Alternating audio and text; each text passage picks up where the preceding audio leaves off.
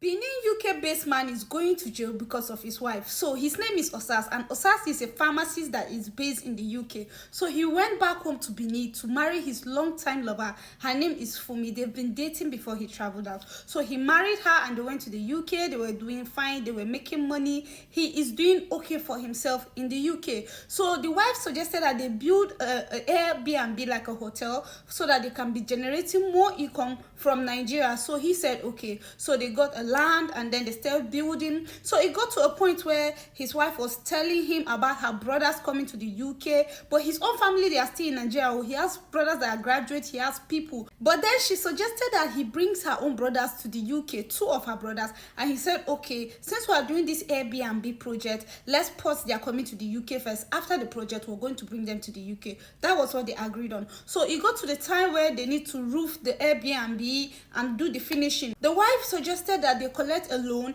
and complete the building so that the money will come quick. Then they will use from the money to settle the loan instead of delaying to wait until they make money before they complete the Airbnb, which is going to delay their project. And the man succumbed to the advice. So this lady went to the bank and collected a loan in the man's name to complete the Airbnb. So he thought that she was finishing up everything with the people, the engineer doing the project, and then he let her undo the whole project from the beginning. So that was how she sent him pictures of finished Airbnb, roofing, everything, that she has done the roofing, she has done the finishing and all. So it got to a time where the man said okay, let me just go home and go and see my family, because it's been long he saw his family. So this man went back to Nigeria.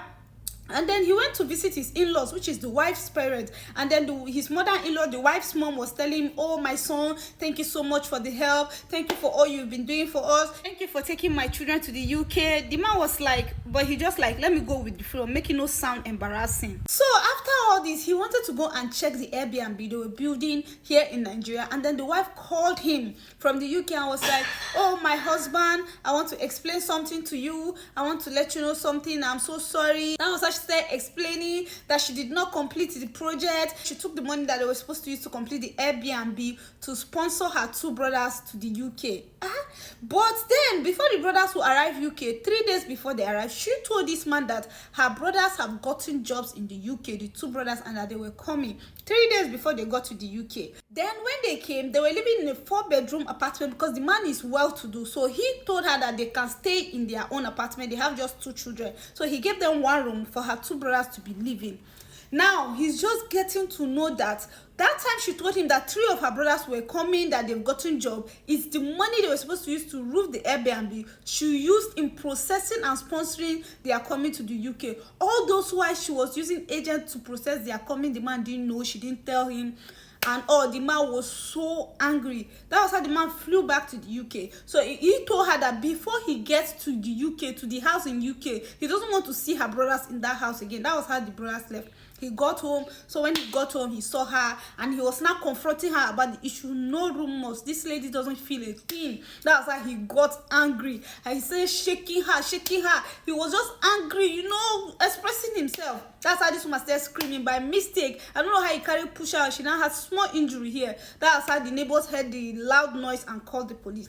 When the police came, they were trying to calm him down. Now, this one was still very angry, expressing his anger. That's how he mistakenly hit a police officer and injured her too. Then they called for extra hands. They called for extra police to come and hold this man down. They arrested this man. This man went to court and explained his side of the story. But the problem now is he has assaulted the woman, assaulted a police officer. Now the judge is saying there's nothing he can do. He has to serve jail time. And this man might risk losing his pharmacist license. Because according to their rules, a professional doing such job is not supposed to get angry. Because now who would it be? Imagine yourself as a man in this situation. What will you do? Women get mind though. I mean, they say no, carry your woman go UK. Actually, I don't know what to say about this story. This is his long-time lover. This is not someone he just met out of Wales and got married to. This is someone he has been with for a very long time. What do you think about this story?